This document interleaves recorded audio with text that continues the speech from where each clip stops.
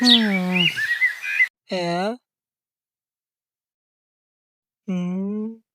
কিছুদিন পরেই তো মনে হয় রমজান মাস, একটু দেখি তো কবে। আল্লাহ সবাইকে সুস্থ রেখো। হুম হুম হুম হুম। এই দেখো বন্ধু, আর মাত্র 1 মাস পর থেকেই রমজান মাস। ইয়ে, আলহামদুলিল্লাহ, রমজান মানেই বরকতের মাস। হুম হুম হুম। রমাদানের প্রস্তুতি শুরু। রেডি তো?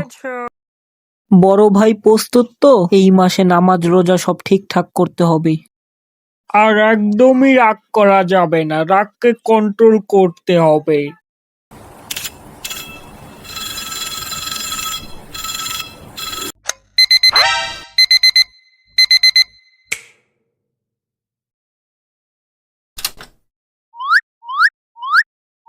বন্ধু আর ঘুমায় না, ওঠো বন্ধু, সেহরির সময় হয়ে গেছে, রোজা রাখতে হবে তো, ওঠো। রমজানে সেহরি খাওয়া সুন্নত, এতে রোজা রাখা সহজ হয়।